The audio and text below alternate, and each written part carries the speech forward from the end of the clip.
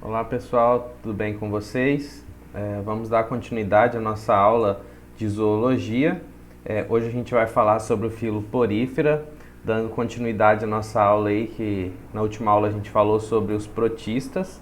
E o filo Porífera é o filo onde a gente tem um conjunto de animais aí mais primitivos dentro da zoologia.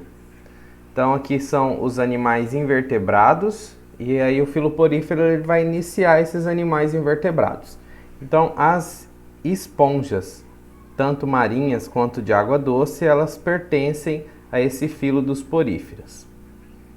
Então para a gente iniciar a aula aqui, filo Porífera, ele comporta aí os animais chamados, conhecidos, né, por esponjas. Esse nome porífera, ele vem aqui do latim porus e ferus, que significa portador de poro ou portador de orifício. Então todos esses animais aqui, eles são porados, que vai facilitar com que eles consigam obter o seu alimento e consequentemente também fazer o metabolismo desse animal. Então a maioria das 8.350 espécies descritas são marinhas e cerca só de apenas 217 espécies são espécies de água doce. Possui um grande número de poros minúsculos e canais que constituem um sistema de filtragem que vai fazer a alimentação adequada, e isso vai ser devido ao seu habitat de vida sessile, ou seja, né, esse animal ele vai viver a sua vida inteira fixada em um substrato e não vai ser livre natante, né? Por isso o alimento tem que chegar até esse animal e não o animal ir atrás do seu alimento. Então eles vão depender aí da corrente de água para trazer o alimento e o oxigênio e levar para o exterior os dejetos que esse animal já não utilizar da sua alimentação. A gente tem aqui no Brasil identificados em torno de 443 espécies de esponjas marinhas e água doce. Aqui só para a gente lembrar, pessoal, que as esponjas está aqui, ó, dentro do reino Animalia, e aí eles formam um grupo polifilético aqui, ó, separado dos outros grupos dentro do reino Animalia, aqui, ou Metazoa. Tá? Então, são animais aí que não possuem tecidos diferenciados e eles formam um grupo separado aqui. Tá? Então, um táxon separado. O filo dos poríferas são separados. Então, aqui depois dos poríferas, a gente vai entrar no Eumetazoa, que daí aqui realmente já são os animais verdadeiros. E a gente vai aqui depois estudar a parte dos quinidários, que evolutivamente é posterior aos poríferos. Então, eles são agregados de células unidas por uma matriz proteica enrijecida por um esqueleto de espículas de carbonato de cálcio ou sílica. Então pode ter os dois ou pode ter ou um ou o outro. E também vai possuir o colágeno. As células apresentam certo tipo de grau de independência. Então eles vão ter algumas diferenciações celulares, mas não diferenciação de tecido. Não possuem sistema nervoso ou órgãos sensoriais, porém apresenta elementos contráteis simples. Esses elementos contráteis vão facilitar aí a entrada, a saída da água, a troca de oxigênio nesses animais. Eles vão pertencer aqui, ó, a esse parazoários, que não possuem tecidos verdadeiros ou órgãos, e como eu falei aqui dentro desse cladograma, ele está fora da linha evolutiva que conduz os coanoflagelatos para os metazoários. Então eles estão aqui, ó, em uma linha evolutiva separada dos outros animais.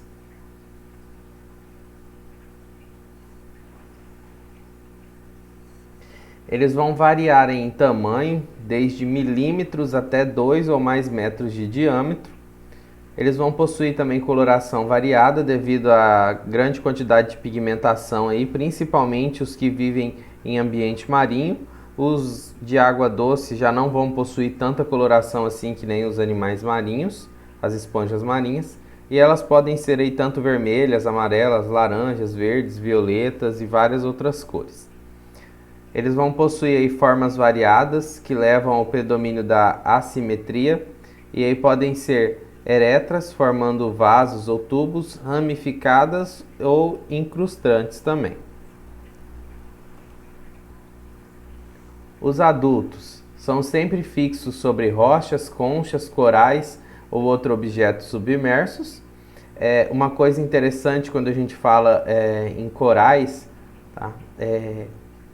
As esponjas vivem às vezes junto dos corais, e é muito confundido aí as esponjas e os corais, achando que são o mesmo animal, tá? Então, coral, eles vão participar de um outro filo, também são animais, eles vão participar do filo dos quinidários, tá? Então é um outro tipo de animal, e as esponjas é um tipo de animal mais primitivo, mas todos que vivem de vida séssil acabam vivendo ali juntos, tanto as esponjas quanto os corais. Então aqui, por exemplo, nessa imagem a gente vê um coral aqui, tá vendo? Essa parte aqui é o coral, e aqui a gente tem as esponjas fixadas nos corais. Eles vão ter formas bentônicas, ou seja, eles crescem mais a fundo da água, então eles não vivem na superfície da água, sim na parte mais funda. Os que vivem na superfície são chamados de planctônicos, né? Então as esponjas elas são bentônicas.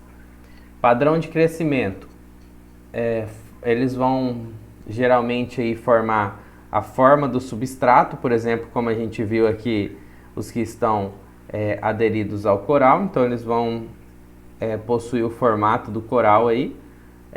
E aí os que não estiverem no coral, estiverem ou sobre areia ou sobre rochas, eles vão geralmente aí, o padrão de crescimento vai ser a direção e a velocidade das correntes da água. E também vai depender da disponibilidade do espaço onde eles estão. Aqui a gente vê várias imagens aí de esponjas, tá? E aí esponjas próximas aos corais, rochas. Eles também podem viver aí junto com outros animais comensais, que podem ser comensais também, ou parasitas, que podem viver até dentro das esponjas. Então a gente tem exemplos como caranguejos, nudibrânquios, que são do filo molusco, tem ácaros, peixes que conseguem viver. Então, por exemplo, aqui a gente está vendo uma estrela do mar vivendo junto. Aqui, por exemplo, tem algas, caranguejo. Aqui a gente tem um pequeno caranguejo aí vivendo dentro da esponja. Aqui a gente já tem os principais predadores de esponjas. Então, alguns peixes se alimentam de esponjas. A gente tem tartarugas, moluscos nudibrânquios aí também conseguem se alimentar de esponjas. O filo porífero aqui, ele vai ser, como a gente falou, um animal séssil, ou seja, vai viver sempre parado em um local. Ele vai ter um plano corporal muito básico, onde a gente vai ter o corpo da esponja. Nesse corpo da esponja, onde vai ter algumas células especializadas, principalmente na parte da filtração. Vai ter vários poros aqui nesse corpo. A água ela vai entrar pelo corpo, pela essa parede do corpo, vai entrar aqui para a parte do átrio ou espongiocele, e a água vai sair aqui pela parte do ósculo. Então esse é o plano corporal básico de todo o filo porífero. Depende da água que flui através do corpo.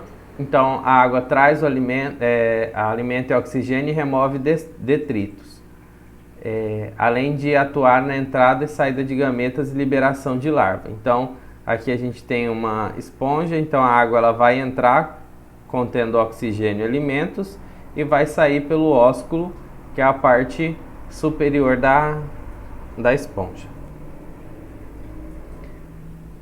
Aí as esponjas elas têm alguns tipos de canais diferentes. Então ela pode ter tanto o ascon, quanto o syncon, quanto o leucon.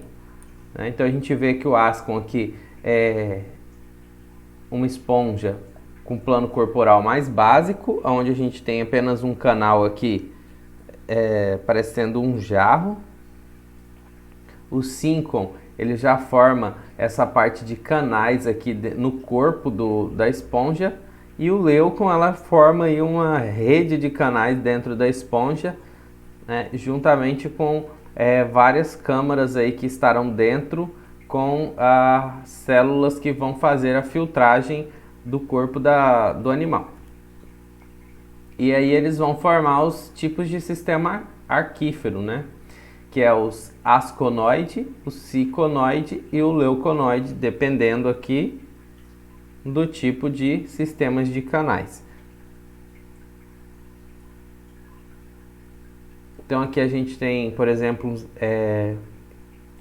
algumas esponjas que vão ser dessa parte do leucon, que é as leucozone lenia, que a gente tem um exemplo aqui de uma espécie que é a Catrina coriaceae. Aqui a gente tem um exemplo do syncon, que é um corpo mais básico, né, formando muito parecido com um jarro. O valor adaptativo do leuconoide, que é esse que forma vários canais dentro da esponja, é aumentar a proporção de superfície de células flageladas comparadas com seu volume. E ainda eles vão ter mais células, são chamadas de coanócitos, que são as células que vão fazer a filtragem para a obtenção de alimento e de oxigênio nas esponjas. Então, 3 tipos de sistemas de canais apresentam um aumento de complexidade no bombeamento de água, mas não representam uma sequência de desenvolvimento ou uma sequência evolutiva entre as esponjas, e sim somente uma complexidade de bombeamento de água. A morfologia da esponja. Então, ela vai ter parede corporal de uma esponja, vai ser geralmente formada por 3 camadas, que é a pinacoderme, a coanoderme e o mesoílo. A pinacoderme vai ser o revestimento externo de células achatadas do tipo epitelioide, que aí a gente vê aqui, ó, são essas células aqui, achatadas. Então, essa parte aqui é a pinacoderme, e elas vão ser intercaladas aí por células tubulares, que são os porócitos, ou canais de água. Muito parecido com a membrana plasmática, e quem lembra do estudo das membranas plasmáticas, a gente teria a bicamada de fosfolipídios e as proteínas de membrana. Então, esses poros aqui são formados por proteínas também, e a gente aqui vai ter as células epiteliais. A coanoderme é uma camada constituída por células flageladas, chamadas de coanócitos. Então, essas células aqui são chamadas de coanócitos, e elas vão formar a coanoderme. Então, essas células aqui que serão responsáveis por fazer a filtração da água para alimentação e obtenção de oxigênio. E o mesoílo, também chamado de mesênquima, é onde vai ter a matriz proteica gelatinosa, e vão se encontrar também alguns outros tipos de células especializadas em fagocitose e também especializadas em sustentação. O único compartimento que não entra em contato com a água é esse aqui. Tá? Então, essa parte que sobrou aqui no meio é o mesoílo, que é composto por uma matriz gelatinosa proteica, e onde a gente vai encontrar aqui esses outros tipos de célula, uma célula ameboide e essas outras aqui que são as células estruturais, podendo ser aí de carbonato de cálcio ou de sílica. Então, aqui também a gente vê nessa parte do plano corporal aí, então a gente vê uma estrutura ascon aqui, onde tem os poros de entrada da água aqui, ó, A gente vê aqui nessa lateral aqui as células epiteliais. Aí depois a gente vê aqui a parte gelatinosa, a gente consegue ver umas partes ameboides. E aqui as células flageladas.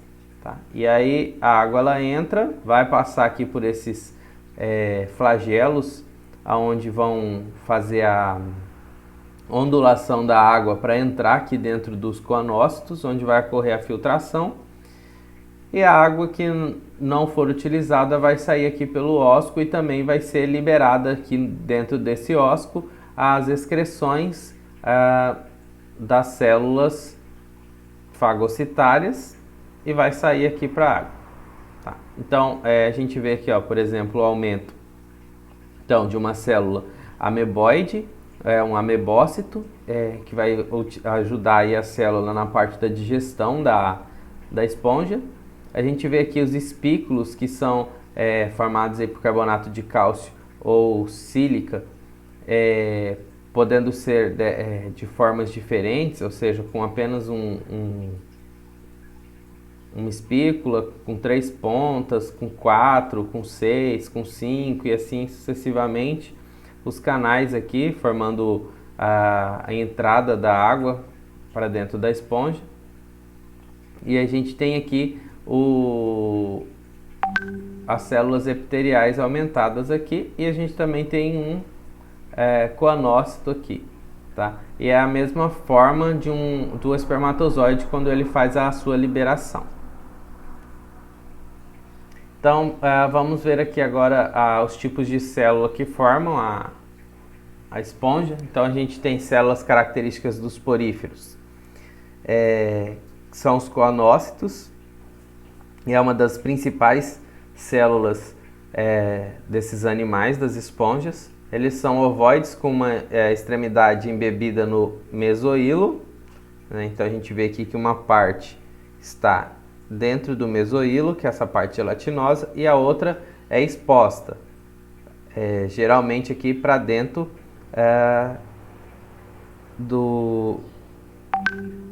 dessa cavidade da esponja,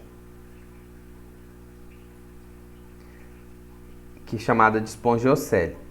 Então aqui, ó, a gente vai ter a localização na espongiocele, no tipo do asconoide, os canais radiais no tipo ciconoide, que é essa outra aqui, e nas câmaras flageladas nas esponjas leuconoides, que são essas que formam vários canais aqui.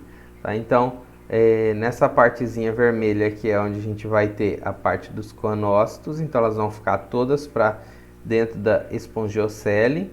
Essas aqui elas vão ficar nesses canais onde ocorre essas invaginações aqui do corpo, da estrutura corporal. E aqui a gente vai ter nessas partes vermelhinhas aqui que vai ser as câmaras flageladas. Então a gente vê aqui que a água ela já entra e vai direto para a espongiocele nesse caso. Aqui a água entra, fica retida um pouco mais tempo aqui nessa parte dos canais radiais, nas ciconoides e nas leuconoides. A água ela entra, passa por essas câmaras para depois vir para a espongiocele. As funções aqui, produção da corrente de água, captura de alimento e formação de gametas, as células coanócitas.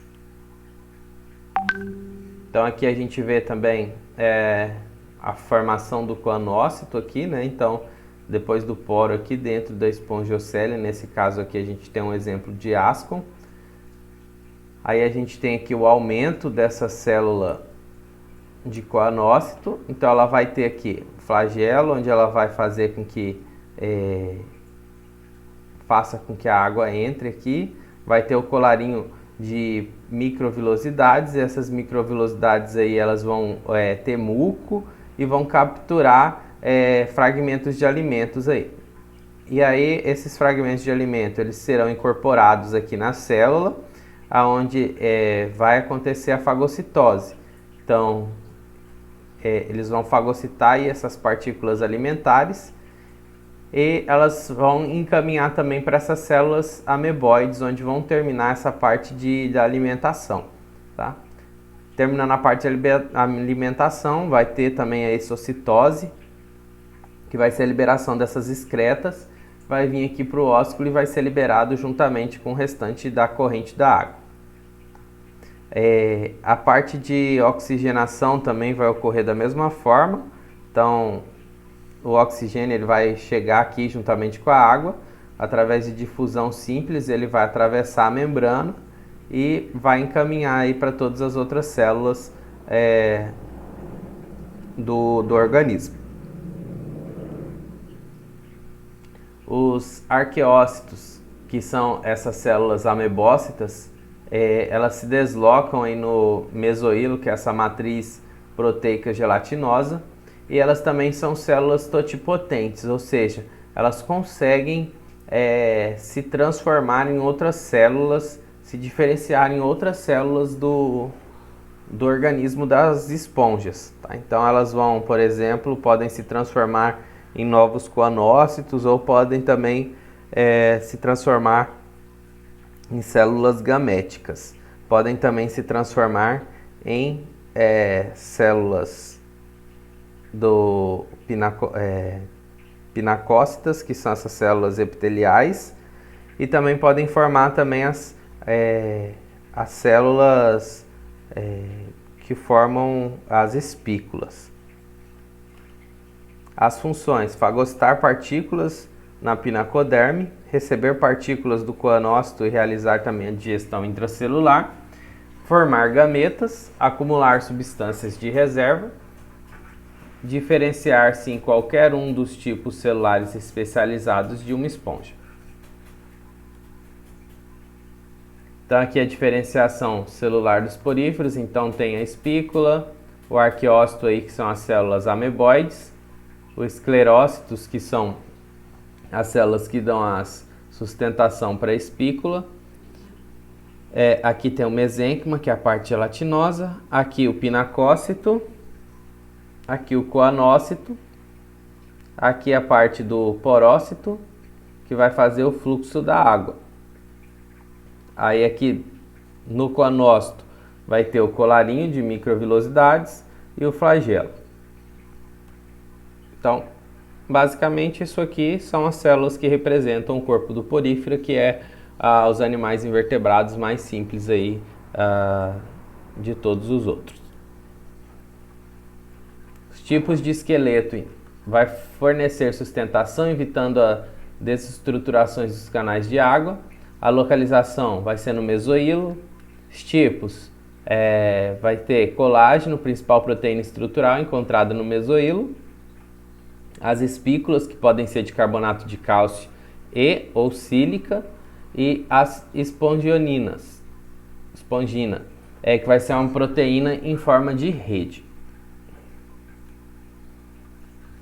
As espículas podem ainda ser megascleras, que são grandes, formando o principal elemento de sustentação do esqueleto, que a gente tem aqui esse exemplo. Tem as micróscleras, que são consideravelmente menores que as anteriores e suportam a pinacoderme, que reveste os canais hídricos. Aqui a gente vê a sustentação é feita por essas espículas, que podem ser dióxido de sílica ou carbonato de cálcio, e elas vão estar embebidas em proteínas que formam redes, chamada espongina. Essas espículas aqui, caráter importante para a identificação das esponjas, elas vão ser microscópicas, de carbonato de cálcio ou dióxido de sílica, vão ser secretadas pelos amebócitos, e elas podem ser aí tanto monaxonas, que apenas tem duas pontas, né, apenas uma espícula, as tetraxonas, que aí vão ter 4 eixos, a triaxonas, que pode ser com 3 ou com 6, e as poliaxonas, que vai ter várias pontas. Então aqui a gente vê também os exemplos, das espículas envolvidas aí pela espongina. Aqui também a gente vê as espículas de sílica, e aí, como a gente sabe, a sílica ela geralmente está nas areias, e as areias formam vidros, né? Então essas esponjas aqui são chamadas de esponjas de vidro, pela estrutura das espículas serem de sílica. Aqui também a gente tem outras imagens. E aqui também mostrando essa parte aí de como são formados as espículas, né? Então, com 3 pontas aqui, com 6 pontas, com 2 pontas, com 4 pontas e com várias pontas. A nutrição desses animais aqui, como é feita a nutrição? Então, são animais filtradores, fazem ingestão de partículas em suspensão na água que entra pelo sistema de canais, que vão ser detritos, organismos planctônicos e bactérias.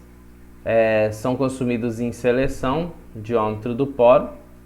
Os pinacócitos e arqueócitos podem fagocitar partículas maiores. A digestão ela vai acontecer de forma intracelular, através dos coanócitos, que vão transferir as partículas para os arqueócitos, que são as células ameboides, e vão realizar a digestão.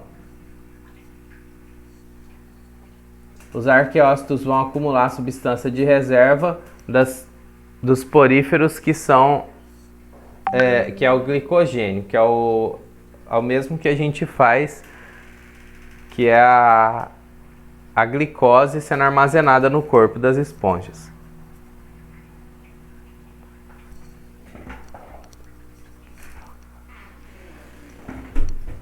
Então aqui na imagem a gente vê células ameboides pegando aqui, né, o alimento, fagocitando e liberando aqui posteriormente para ser liberada pelo ósculo.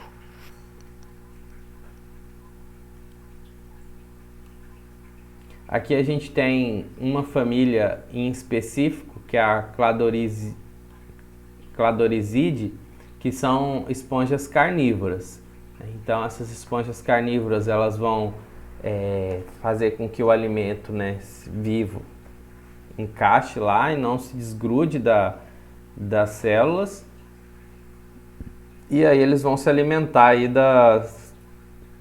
vai absorver os nutrientes do animal que eles capturaram. As funções orgânicas. Então eles vão fazer trocas gasosas por difusão através da parede do corpo. Difusão simples, ou seja, onde tem mais oxigênio para onde tem menos oxigênio, tá? Então a água que vai estar aí cheia de oxigênio vai passar através da membrana das células por difusão simples e vai fazer a troca gasosa. A excreção dela vai ser amônia, que é o principal resíduo nitrogenado das esponjas. Vai fazer também através da difusão por parte da parede corporal, porque as esponjas não têm sistema urinário. Então vai tudo isso aí ser em forma celular. A osmorregulação, então eles vão ter vacúolos contráteis que são encontrados nos arqueócitos, aí, ou seja, as células amebócitas, e nos coanócitos das esponjas de água doce, que vão fazer com que a água ela entre de forma regular dentro das células. A reprodução das esponjas pode ser tanto de forma assexuada como de forma sexuada. Na forma assexuada, o mais utilizado é o brotamento, que é um broto externo que vai surgir. Então aqui a gente tem uma esponja, por exemplo, do tipo Ascon. Vai surgir um broto aqui no canto, a hora que ele surgir, seguir o tamanho correto, ele vai se desgrudar, vai grudar novamente no substrato e vai crescer formando uma nova esponja. ou também ela pode se permanecer grudada nessa esponja aí, formando colônias. Nessa reprodução aqui assexuada, a gente vê também a formação de gêmulas, que são os brotos internos formados pelos arqueócitos, que são as células amebócitas, que eu falei para vocês que são totipotentes, que podem se transformar em outras células. Elas vão ser envolvidas por uma camada de espongina, que é uma proteína, que está lá na parte do mesênquima. E elas também vão ter as espículas silicosas. Mecanismo de resistência a condições adversas, dessecação e dispersão. Então aqui a gente vê algumas gêmulas sendo formadas nessa esponja dessa espécie Trocospongila paulula. Na reprodução sexuada, a maioria das esponjas ela é monóica, ou seja, vai possuir tanto o gameta masculino e feminino podem existir no mesmo indivíduo. O espermatozoide vai ser a transformação do coanócito e os ovócitos formados a partir de coanócitos ou arqueócitos.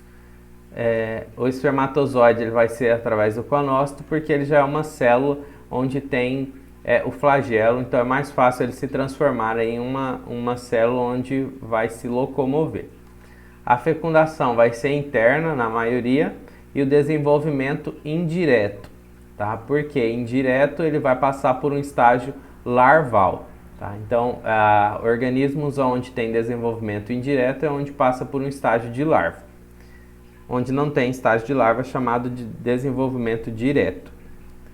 Então, a larva, chamada de parenquimela, vai ser uma larva sólida na maioria das esponjas. E a gente também vai ter um outro tipo de larva que vai ser a anfiblástula, que é uma larva que apresenta uma cavidade central, que ocorre em esponjas aí calcária e algumas desmospongias.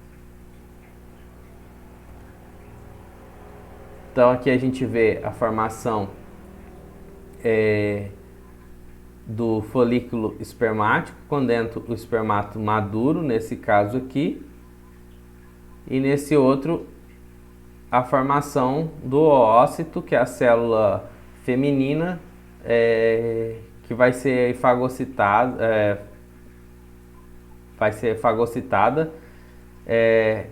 e aí consequentemente vai fazer a fecundação. Aqui a gente tem a larva anfiblástula, que é uma larva onde tem essa cavidade aqui, que é a blastocele, como foi comentado com vocês, e vocês também vão ver na parte da embriologia. Então tem essa cavidade inicial sendo formada aqui, por isso que é a blastocele, por isso o nome anfiblástula. E aí anfi é o mesmo prefixo que a gente tem, por exemplo, em anfíbios, que significa dois modos de vida aí, tá? Então a gente vê essa larva que consegue se locomover e o indivíduo adulto é céssio. No ciclo de vida, então, a esponja ela vai liberar o espermatozoide, né? E mesmo que elas são monóicas, geralmente um espermatozoide ele vai fecundar uma outra esponja para fazer a variabilidade genética, né? Então a gente tem, por exemplo, uma imagem de uma esponja liberando o espermatozoide e a outra onde terá o oócito. O espermatozoide ele vai vir, vai se conectar ao oócito, vai formar o óvulo, vai ter o desenvolvimento da anfiblástula, que consequentemente vai ser liberada, e aí ela vai ser livre e natante até achar um novo substrato. Achou um novo substrato, ela vai crescer e formar logo uma esponja adulta. E assim sucessivamente, seguindo o ciclo de vida. Aqui a gente tem algumas esponjas de água doce, que são encontradas em lagoas e riachos bem oxigenados. Aqui também algumas esponjas de água doce. Outros exemplos aí de esponjas de água doce, retiradas aí de 3 locais diferentes. Aqui a gente também vê algumas estruturas de esponjas em rios. Aqui outro também, todas essas esponjas aqui são de água doce. A gente vê que a coloração é bem diferente aí das esponjas marinhas, tá? Essas aqui são alguns exemplos de esponjas que foram utilizadas aí há algum tempo atrás como esponjas de banho. Não me perguntem, mas eu acredito que sejam bastante...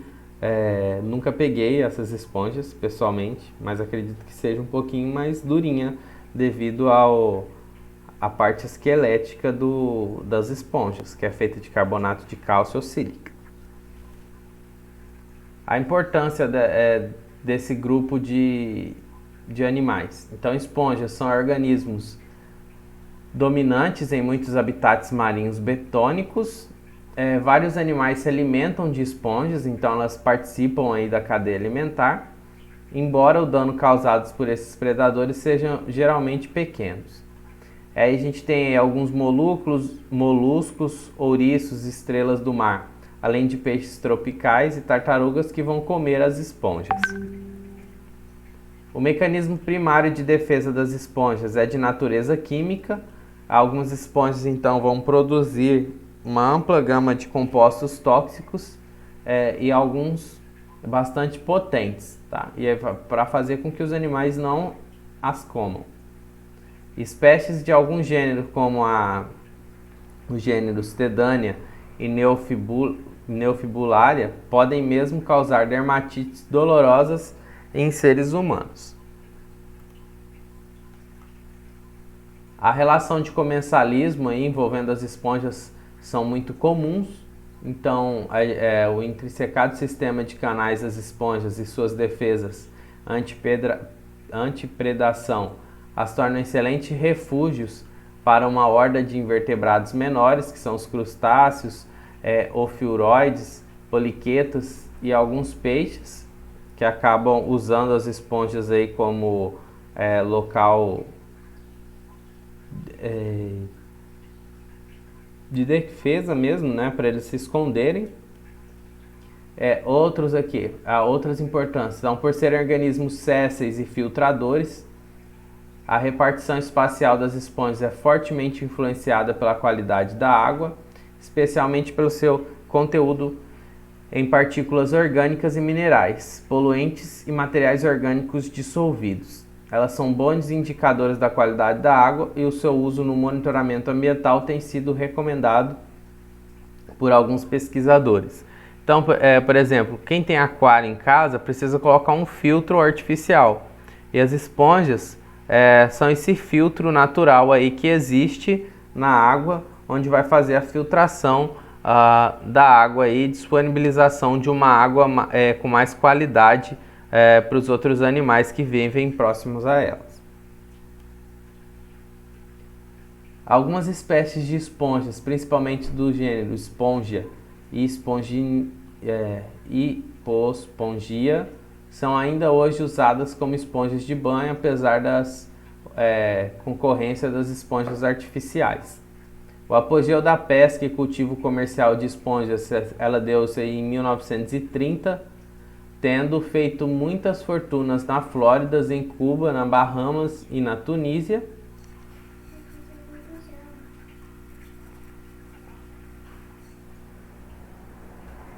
Não se conhecem no Brasil localidades com abundância de esponjas de banho, mas é possível que uma esponjocultura fosse viável. A síntese de substâncias de aplicação farmacológica, então elas fazem produção de uma grande diversidade de metabólitos secundários, os quais interessam a farmacologia e a pesquisa biomédica. Recurso natural, pois podem levar à produção de medicamentos mais eficazes contra o câncer, outras doenças graves, como as causadas por vírus, bactérias ou fungos. As esponjas são um dos grupos de organismos com maior percentagem de espécies produtoras de compostos antibióticos, antitumorais e antivirais. Aqui a gente tem um exemplo de uma espécie, que é a Chondrilla nucula, muito abundante em rochas expostas ou protegidas da luz, da faixa entre marés até 30 metros, eurioica, e é comum em diversos ambientes e suporta bem a variação ambiental. É importante competidor por substrato em ambientes artificiais e seu extrato bruto possui atividade antibacteriana. A atividade antifúngica é menos frequente em esponjas do que a antibacteriana. Cerca de uma dúzia de espécies do litoral sudeste têm atividade antifúngica demonstrada. São considerados recursos renováveis e podem ser exploradas por meio de 5 métodos básicos, que é o extrativismo direto, a síntese química, a aquicultura, a engenharia genética e a cultura de células. E a utilização efetiva desses animais no Brasil porém, bastante reduzida. Aqui a gente tem um artigo referenciando aqui uma atividade hemolítica de metabólitos secundários retirados de uma espécie nativa da costa do Atlântico do Brasil. E aqui a gente tem as referências consultadas. Pessoal, então a gente encerra a aula de poríferos aqui, tá? Tenham então um bom dia aí e estudem bastante, tá? Abraço, pessoal.